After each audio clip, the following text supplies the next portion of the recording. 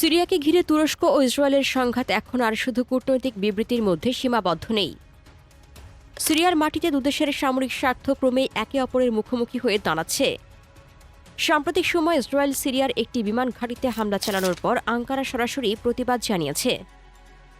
ইসরায়েলের দাবি, ওই ঘাঁটিতে তুরস্কের সেনা মোতায়েনের প্রস্তুতি চলছিল এবং সেটি হলে ইসরায়েলের নিরাপত্তার জন্য নতুন হুমকি তৈরি হতো। তুরস্ক অবশ্য এই ব্যাখ্যা প্রত্যাখ্যান করেছে এবং ইসরায়েলের বিরুদ্ধে সিরিয়ার সার্বভৌমত্ব লঙ্ঘনের অভিযোগ তুলেছে। ফলে আবু আল দুহুর বিমান ঘাঁটিকে ঘিরে এই হামলা শুধু একটি সামরিক অভিযান নয়, এর পেছনে রয়েছে সিরিয়ার ভবিষ্যৎ নিরাপত্তা কাঠামো কে নিয়ন্ত্রণ করবে সেই বড় প্রশ্ন। এই সংঘাত বুঝতে হলে প্রথমে দেখতে হবে সিরিয়ায় তুরস্ক আসলে কি করতে চাইছে। আসাদ সরকারের পতনের পর তুরস্ক নতুন সিরিয়ার নেতৃত্বের অন্যতম প্রধান আঞ্চলিক সমর্থকে পরিণত হয়েছে। আঙ্কারা সিরিয়ার সেনাবাহিনীকে প্রশিক্ষণ দেওয়া, রাষ্ট্রের প্রতিষ্ঠান পুনর্গঠন এবং নতুন সরকারের সামরিক ও কূটনৈতিক সক্ষমতা বাড়ানোর কাজে যুক্ত হয়েছে। তুরস্কের হিসাব খুব পরিষ্কার। সিরিয়ায় একটি স্থিতিশীল এবং আঙ্কারার সঙ্গে সহযোগিতাপূর্ণ সরকার থাকলে তুরস্কের নিজের সীমান্ত নিরাপত্তা শক্তিশালী হবে। বিশেষ করে কুর্দি সশস্ত্র গোষ্ঠীগুলোর কার্যক্রম নিয়ন্ত্রণ এবং উত্তর সিরিয়ায় তুরস্কের নিরাপত্তার স্বার্থ রক্ষার জন্য সিরিয়ার নতুন রাষ্ট্র ব্যবস্থার উপর প্রভাব রাখা আঙ্কারার কাছে অত্যন্ত গুরুত্বপূর্ণ।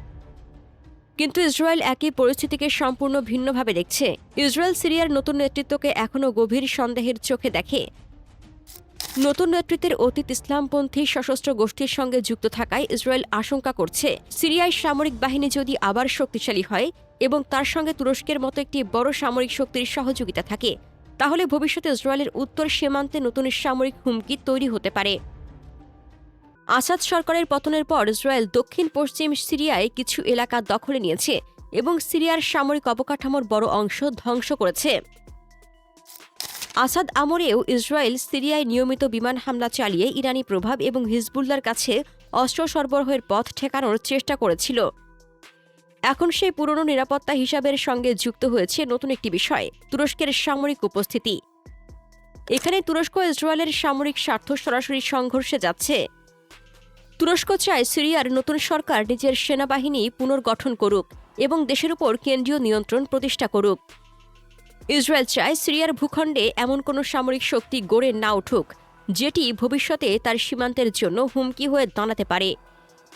তুরস্কের চোখে সিরিয়ার সেনাবাহিনীকে প্রশিক্ষণ দেওয়া একটি স্থিতিশীল রাষ্ট্র গঠনের অংশ। কিন্তু ইসরায়েলের চোখে এই পদক্ষেপ ভবিষ্যতের একটি সম্ভাব্য শত্রু সামরিক শক্তি তৈরির প্রক্রিয়া। ফলে একজনের কাছে যে পদক্ষেপ প্রতিরক্ষামূলক, অন্য পক্ষের কাছে সেটি আক্রমণাত্মক প্রস্তুতি হিসেবে দেখা হচ্ছে। এটাই সংঘাতের সবচেয়ে বিপজ্জনক দিক।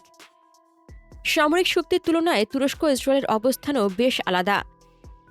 তুরস্কের হাতে রয়েছে অঞ্চলের অন্যতম বড় সামরিক বাহিনী, বিশাল স্থলবাহিনী, বড় সাঁজোয়া যান, আর্টিলারি, যুদ্ধবিমান, ড্রোন এবং শক্তিশালী নৌবাহিনী তুরস্ককে একটি পূর্ণাঙ্গ প্রচলিত সামরিক শক্তিতে পরিণত করেছে।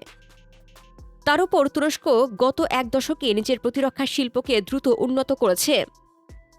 বাইরাক্তার TB2, আকান্সি এবং অন্যান্য ড্রোন, দেশীয় ক্ষেপণাস্ত্র, সাঁজোয়া যান, যুদ্ধ জাহাজ এবং নতুন প্রজন্মের যুদ্ধবিমান তৈরির প্রকল্প দেখিয়ে দিয়েছে যে আঙ্কারা শুধু বিদেশি অস্ত্র কেনার উপর নির্ভর করতে চায় না।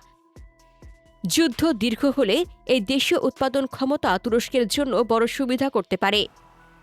অন্যদিকে ইসরায়েলের সামরিক শক্তি সংখ্যার উপর নির্ভর করে না। ইসরায়েলের আসল শক্তি হল প্রযুক্তি এবং দ্রুত নির্ভুল আঘাত। তাদের বিমান বাহিনীতে F-35, F-15 এবং F-16 এর মতো উন্নত যুদ্ধ বিমান রয়েছে। এর সঙ্গে রয়েছে অত্যাধুনিক গোয়েন্দা ব্যবস্থা, স্যাটেলাইট নজরদারি, ইলেকট্রনিক যুদ্ধ, সাইবার সক্ষমতা এবং দূরপাল্লার নির্ভুল অস্ত্র। সিরিয়ার ভেতরে ইসরায়েল বছরের পর বছর ধরে বিমান হামলা চালিয়ে প্রমাণ করেছে যে তার গোয়েন্দা তথ্য এবং বিমান শক্তি একসঙ্গে কাজ করতে পারে। তাই সিরিয়ার মতো একটি যুদ্ধক্ষেত্রে তুরস্কের বিশাল সেনাবাহিনী থাকলেও ইসরায়েলের বিমান ও গোয়েন্দা সক্ষমতা অত্যন্ত গুরুত্বপূর্ণ হয়ে উঠবে। তুরস্কের জন্য সবচেয়ে বড় সামরিক সুবিধা হল তার ড্রোন এবং আঞ্চলিক যুদ্ধের অভিজ্ঞতা। সিরিয়া, লিবিয়া, আজারবাইজান এবং ইউক্রেনের যুদ্ধক্ষেত্রে তুরস্কের তৈরি ড্রোন ও অন্যান্য সামরিক প্রযুক্তি ব্যবহৃত হয়েছে। এর ফলে তুরস্ক বুঝেছে কিভাবে ড্রোনকে আর্টিলারি, স্থলবাহিনী এবং গোয়েন্দা ব্যবস্থার সঙ্গে সমন্বয় করে ব্যবহার করতে হয়। সিরিয়ায় কোনো সংঘাত শুরু হলে তুরস্ক তার সীমান্তের কাছাকাছি থাকার কারণে দ্রুত সেনা, ড্রোন এবং অন্যান্য অস্ত্র মোতায়েন করতে পারবে। ইসরায়েলের ক্ষেত্রেও সিরিয়ার ওপর আকাশপথে আঘাত চালানোর দীর্ঘ অভিজ্ঞতা রয়েছে, কিন্তু তুরস্কের জন্য সিরিয়া সরাসরি সীমান্তবর্তী অঞ্চল।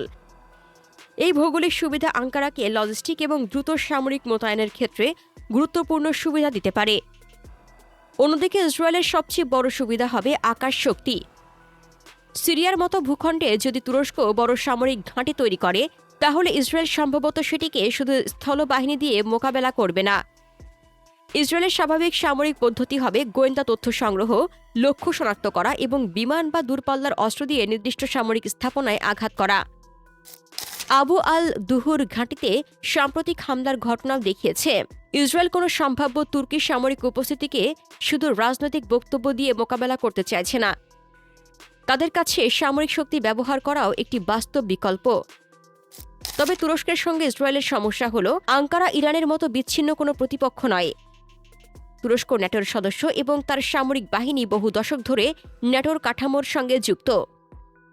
যুক্তরাষ্ট্রের সঙ্গে তুরস্কের গুরুত্বপূর্ণ সামরিক ও কৌশলগত সম্পর্ক রয়েছে।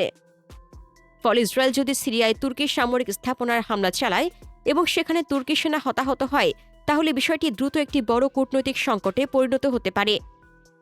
যুক্তরাষ্ট্র এখন অত্যন্ত কঠিন অবস্থায় পড়বে, কারণ ওয়াশিংটনের একই সঙ্গে তুরস্ক ও ইসরায়েল দুদেশের সঙ্গে গুরুত্বপূর্ণ সম্পর্ক রয়েছে। এ কারণেই যুক্তরাষ্ট্র এখন তুরস্ক, ইসরায়েল এবং সিরিয়ার মধ্যে একটি সামরিক যোগাযোগ বা ডিকনফ্লিকশন মেকানিজম তৈরির চেষ্টা করছে। সিরিয়ার জন্য পরিস্থিতি আরও জটিল। দেশটি দীর্ঘ গৃহযুদ্ধের পর নিজের রাষ্ট্র ব্যবস্থা এবং সামরিক বাহিনী পুনর্গঠনের চেষ্টা করছে, কিন্তু সিরিয়ার আকাশ ও ভূখণ্ডে একাধিক বিদেশি শক্তির স্বার্থ রয়েছে। ইসরায়েল সেখানে সামরিক অভিযান চালাচ্ছে, তুরস্ক নতুন সিরিয়ান সরকারকে সমর্থন করছে, যুক্তরাষ্ট্র কূটনৈতিক ও সামরিকভাবে সক্রিয় এবং রাশিয়াও সিরিয়ায় নিজের ভবিষ্যৎ সামরিক উপস্থিতি নিয়ে আলোচনা করছে। ফলে দামেস্কের জন্য শুধু সেনাবাহিনী পুনর্গঠন করাই যথেষ্ট নয়, তাকে একই সঙ্গে একাধিক শক্তির স্বার্থের মধ্যে ভারসাম্য তৈরি করতে হচ্ছে। এখন যদি প্রশ্ন করা হয় তুরস্ক ও ইসরায়েল সরাসরি যুদ্ধে গেলে কে এগিয়ে থাকবে, তাহলে উত্তর সহজ নয়। ইসরায়েল দ্রুত আকাশ হামলা এবং গোয়েন্দা নির্ভর অভিযানে বড় সুবিধা পেতে পারে। তুরস্কের বিশাল স্থলবাহিনী এবং সিরিয়ার সঙ্গে সরাসরি সীমান্ত তাকে স্থলভিত্তিক সামরিক উপস্থিতিতে সুবিধা দেবে। তুরস্কের ড্রোন, আর্টিলারি এবং সাঁজোয়া বাহিনী সিরিয়ার যুদ্ধক্ষেত্রে কার্যকর হতে পারে। তবে সবচেয়ে বড় প্রশ্ন হল, দুদেশ কি সত্যি সরাসরি যুদ্ধ চাইবে? সম্ভবত না। তুরস্ক জানে ইসরায়েলের বিমান বাহিনী এবং গোয়েন্দা সক্ষমতা কতটা শক্তিশালী। ইসরায়েলও জানে তুরস্ক কোনো ছোট আঞ্চলিক শক্তি নয়।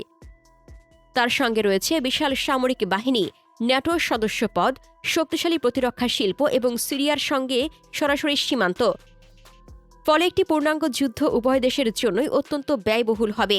প্রিয় দর্শক, সিরিয়ায় তুরস্কের সামরিক উপস্থিতি যদি আরও বাড়ে এবং ইসরায়েল সেটিকে নিজেদের নিরাপত্তার জন্য সরাসরি হুমকি হিসেবে দেখে, তাহলে কি দুই ন্যাটো ঘনিষ্ঠ শক্তি শেষ পর্যন্ত সরাসরি সামরিক সংঘর্ষে জড়িয়ে পড়বে, নাকি যুক্তরাষ্ট্রের চাপ ও কূটনৈতিক যোগাযোগ সেই সংঘাত ঠেকাতে পারবে? আপনার মতামত কমেন্টে জানান। মধ্যপ্রাচ্য নিয়ে আরও জানতে আমাদের চ্যানেলটির ভিডিও ট্যাব থেকে ঘুরে আসুন। এই ভিডিওটি ভালো লাগলে লাইক বাটনে ক্লিক করুন। ভিডিওটি আপনার বন্ধুদের সাথে শেয়ার করে তাদেরকেও ভিডিওটি দেখার সুযোগ করে দিন। ধন্যবাদ।